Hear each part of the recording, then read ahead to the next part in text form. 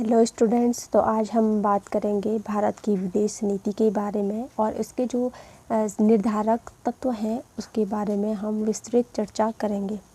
देखिए, जो विदेश नीति होती है वो विदेशी संबंधों की क्या होती है, एक नीति होती है। मतलब एक देश का दूसरे देश के साथ जो संबंध होता है उसकी नीति को क्या कहा जाता है, अंतर्राष्ट्रीय परिप्रेक्ष्य की में अगर हम देखें तो उसे कहा जाता है आपका विदेश नीति। और विदेश नीति क्यों बनाई जाती है, तो जो विदेश नीति होती है वो एक जो राष्ट्र है, तो राष्ट्र क्या करते हैं, अपने राष्ट्र का जो राष्ट्रीय हित होता है उनकी रक्षा करने के लिए तथा अंतर्राष्ट्रीय संबंधों के वातावरण में अपने लक्ष्यों को प्राप्त करने के लिए क्या होता है, राज्य द्वारा चुनी गई स्वहितकारी रणनीतियों का एक समूह होता है विदेश नीति। विदेश नीति दूसरे देशों के साथ जो आर्थिक, राजनीतिक, सामाजिक तथा सैनिक विषयों का पालन की जाने वाली नीतियों का एक समुच्चय होता है। विदेश नीति के अंतर्गत एक राष्ट्र दूसरे राष्ट्र से क्या करता है, आर्थिक रूप से हो, राजनीतिक रूप से हो, सामाजिक रूप से हो, सैनिक रूप से हो, इन सारे ये जो विषय है तो इन विषयों पर पालन करने की क्या होती है, नीतियों का एक समुच्चय है। जॉर्ज मॉडेल्स की एक विचारक है जो विदेश नीति के संबंध में कहते हैं कि विदेश नीति राज्यों की गतिविधियों का वह क्रमबद्ध व विकसित रूप है जिसके माध्यम से वह मतलब क्या है, एक जो राष्ट्र है दूसरे राज्यों में व्यवहार को अपने अनुकूल बनाने अथवा यदि ऐसा संभव न हो तो अपने व्यवहार को अंतर्राष्ट्रीय परिस्थितियों के अनुकूल बनाने का प्रयास करते हैं। मुख्यतः क्या होता है कि विदेश नीति का जो उद्देश्य माना जाता है वो अपने राष्ट्र के हितों का विकास और संरक्षण करना माना जाता है। कि जो विदेश नीति का जो उद्देश्य होता है वो क्या होता है, अपने जो राष्ट्रीय हित हैं उनका विकास करना और उनका क्या है, संरक्षण करना होता है। अब हम विदेश नीति के जो निर्धारक तत्व या अगर हम कारक कहें तो उसका अध्ययन करेंगे। विदेश नीति के जो निर्धारक तत्व है विद्वानों ने क्या क्या अलग अलग बताए हैं, तो क्या उसको समझने के लिए क्या किया गया है, जो निर्धारक तत्वों को है 3 श्रेणी में विभाजित किया गया है। सापेक्ष रूप से स्थायी तत्व, फिर कम स्थायी तत्व और उसके बाद थर्ड आता है आपका मानवीय तत्व। अब हम धीरे धीरे समझेंगे इन जो 3 श्रेणियां हैं इसके अंतर भी अलग अलग क्या होंगे, एलिमेंट्स बताए गए हैं विदेश नीति के। सबसे पहले आता है इसमें स्थायी तत्व। स्टूडेंट्स, जो स्थायी तत्व है उसके अंतर्गत 2 एलिमेंट्स बताए गए। एक पहला आता है भौगोलिक स्थिति और दूसरा आता है आपके प्राकृतिक जो साधन होते हैं।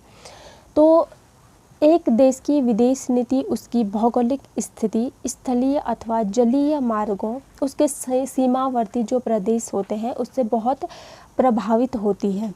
किसी देश की जलवायु उस देश में कच्चे माल की उपज को निर्धारित करती है। उस देश की पर्वतमालाएं, नदियाँ व समुद्र उस देश की सुरक्षा समस्या को प्रभावित करती है। अगर हम किसी देश में अगर देखते हैं कि वहाँ की जलवायु के बारे में अगर हम बात करें तो जो कच्चा माल होता है वहाँ की, तो उसकी क्या करते हैं, उपज को निर्धारित करती है वहाँ की जो जलवायु होती है। वहाँ की जो पर्वतमालाएं होती है, नदियाँ होती है, समुद्र होते हैं, वो क्या करते हैं, देश की सुरक्षा समस्या को प्रभावित करती है। इसी के अंतर्गत आपका जो सेकंड पॉइंट है वो है प्राकृतिक साधन। प्राकृतिक साधन का मतलब क्या है, जो हमें क्या है प्रकृति द्वारा प्रदत्त होते हैं। ठीक है, तो किसी भी राष्ट्र की जो औद्योगिक एवं सैनिक शक्ति के विकास में प्राकृतिक साधन जैसे यूरेनियम, इस्पात, पेट्रोलियम पदार्थ बहुत अधिक आवश्यक होते हैं। तेल की अधिकता के कारण ही जो पश्चिमी जो एशिया विश्व की महान शक्तियों के आकर्षण का केंद्र बना हुआ है, क्योंकि क्या है, वहाँ पे तेल की अधिकता है। तो तेल कहाँ से मिला है, हमें प्रकृति द्वारा दिया गया है। तो वो क्या है, अपने आप में क्या होता है, वो राष्ट्र क्या है, तो शक्तिशाली साबित हो जाता है। 1973 के युद्ध में तेल को अरबों द्वारा जिस कुशल ढंग से कूटनीतिक अस्त्र के रूप में प्रयुक्त किया गया, यह इसका एक उदाहरण है। प्राकृतिक साधनों में आत्मनिर्भरता के कारण ही रूस और अमेरिका विश्व की दो प्रबलतम शक्ति बन पाए हैं। अब हम बात करेंगे जो दूसरी श्रेणी है कम स्थायी तत्व। उसके अंतर्गत सबसे पहले है आपका औद्योगिक क्षमता। किसी देश की विदेश नीति के प्रभावशाली होने के पीछे उस देश की सशक्त औद्योगिक क्षमता होती है। इस समय एशिया में जापान के शक्तिशाली रूप में उभरने का जो एक मुख्य कारण माना जाता है वो वहाँ की औद्योगिक एवं तकनीकी विकास को ही माना जाता है। अब हम कम स्थायी तत्व में ही बात करेंगे। सेकंड पॉइंट है सैन्य क्षमता का।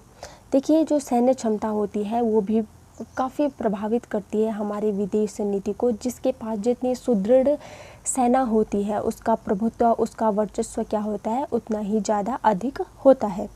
आज की अंतर्राष्ट्रीय राजनीति में विश्व के राष्ट्र सैनिक शक्ति के आधार पर महान शक्तियाँ जैसे रूस हो गया, अमेरिका हो गया, चीन हो गया, ये क्या है सैन्य क्षमता के उससे क्या है शक्तिशाली है।